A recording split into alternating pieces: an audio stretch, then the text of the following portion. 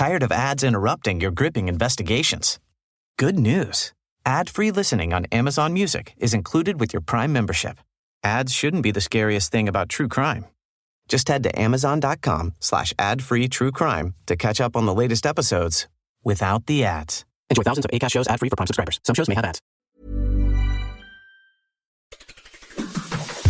On today's Smart 7, Rishi does battle with the Lords, tensions rise across the Middle East and much more. It's Friday 19th of January, it's National Popcorn Day, and happy birthday Dolly Parton. The Smart 7. It's news, but not the news.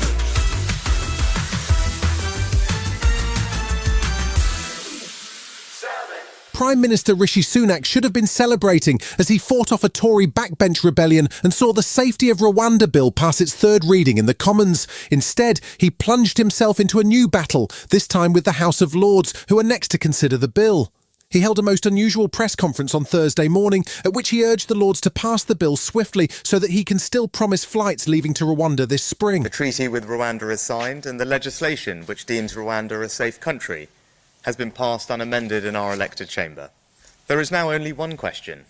Will the opposition in the appointed House of Lords try and frustrate the will of the people, or will they get on board and do the right thing? His plea fell on deaf ears, appearing to almost immediately backfire, as various Lords referred to his press conference as bizarre, vacuous and simply weird before they agreed a 2-month timetable to review the details of the bill. That means the earliest it could come to a vote is mid-March, and crossbench peer Lord Carlisle was scathing about the way the whole process has been run. We've seen in various other countries the damage that's done when governments use perceived and often ill-judged political imperatives to place themselves above the courts.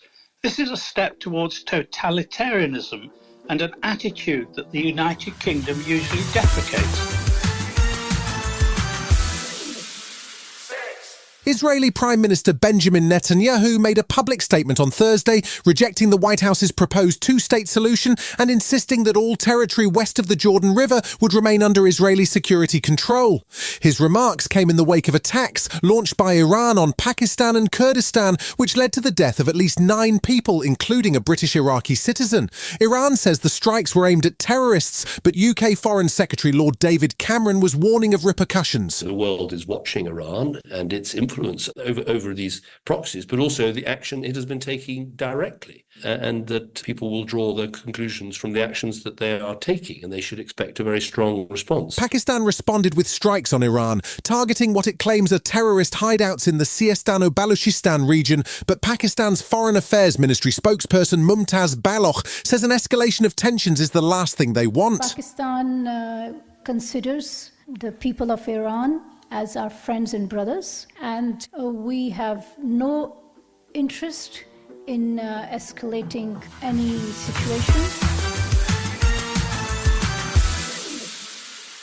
Ukraine claimed credit for a drone attack on an oil terminal in St. Petersburg on Thursday as part of what it described as a new phase in the war. It came as Russian Foreign Minister Sergei Lavrov held his annual press briefing, which went on for 3 hours, as he shared his views on various topics relating to Russia's war in Ukraine. He criticised the newly signed security agreement between the UK and Ukraine, calling it half-baked, and suggested that Ukraine will not be able to decide when or how to end the conflict because the US is calling the shots. He also said Russia can no longer trust the West and spoke about what he described as the benefits that the war had had for Russia and its people. The special military operation has unprecedentedly united our society and helped to purge it of people who, in general, did not feel that they belonged to Russian history and Russian culture.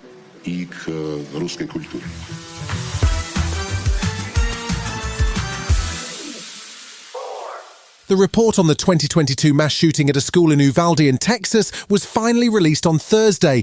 Dozens of people were killed and injured during the incident, which saw an active shooter locked in a classroom with children and teachers for over 70 minutes, even as 400 police officers gathered outside. 19 children and 2 teachers were killed, and US Attorney General Merrick Garland described cascading failures of leadership, decision-making, tactics, policy and training. He said he'd spoken directly to the survivors and the families of victims and apologised, saying their loved ones deserved better. I also told the families and survivors how deeply sorry I am for the losses they suffered that day and for the losses they have suffered every day since.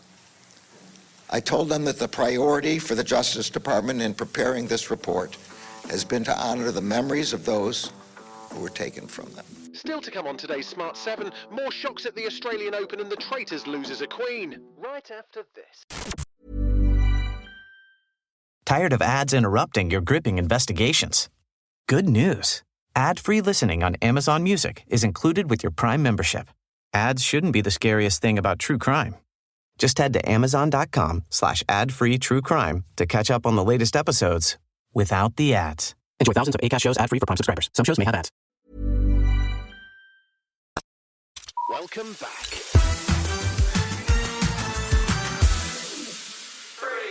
There were some more big shocks at the Australian Open on Thursday, with third seed and last year's finalist Elena Rybakina knocked out by the unseeded Anna Blinkova of Russia. Another former finalist, Daniil Medvedev, had to rally from 2 sets down to come back and claim a win that sees him through to the third round. The UK's Cameron Norrie also had a 5-set battle, but came through against Giulio Zeppieri and is now the last remaining British player in the contest. It was bad news for Emma Raducanu, who lost 2-1 to China's Wang Yafan. Speaking afterwards, Raducanu said she was struggling with what sounds like a nasty stomach bug. Physically, body-wise, I felt fine. It was more just like throwing up in my mouth, and then after the match it came out, but now I'm okay, and yeah, I'll get over it, you know. It just sucks with the timing.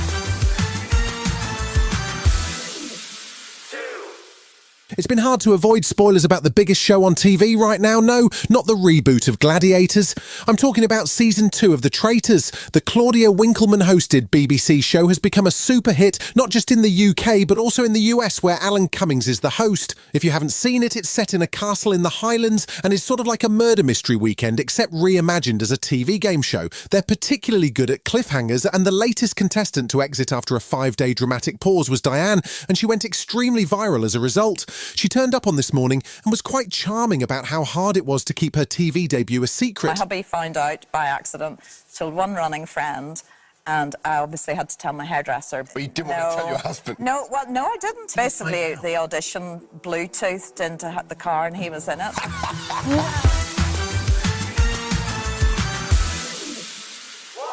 Fashion and fascism are not necessarily topics you'd expect to see together in an Apple TV miniseries, but The New Look does just that. It tells the story of the complicated battle between Coco Chanel and Christian Dior as they sought to bring fashion back to the world in the aftermath of the Second World War. It's set in Paris in the 1940s and stars Juliette Binoche as Coco Chanel and Ben Mendelsohn as Christian Dior, along with a host of other star names including Glenn Close, Maisie Williams and John Malkovich. The first 3 episodes drop on Valentine's Day. Christian Dior ruined French couture, and I'm coming back to save it. For those of us who lived through the chaos of war, creation was survival. The legend of Coco Chanel. If people only knew. You've been listening to The Smart 7. We'll be back tomorrow at 7 a.m. Hit that follow button and have a great day. Give us 7 minutes, we'll give you the world. Tired of ads interrupting your gripping investigations? Good news. Ad-free listening on Amazon Music is included with your Prime membership. Ads shouldn't be the scariest thing about true crime. Just head to amazon.com/ad-free true crime to catch up on the latest episodes without the ads. Enjoy thousands of Acast shows ad-free for Prime subscribers. Some shows may have ads.